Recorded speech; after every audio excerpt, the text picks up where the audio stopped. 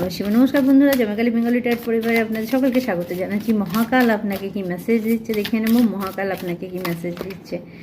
ওকে, মহাশিবরাত্রি। এখানে twin flame partner যদি কেউ থাকেন তো আপনাদেরকে বলা হচ্ছে বন্ধুরা, আপনারা এই পৃথিবীতে এসেছেন কোনো লাইফ পারপাসের জন্য, শুধুমাত্র সংসার জীবনে সংসার করে নয়, স্পিরিচুয়াল কিছু কাজ করার জন্য এসেছেন।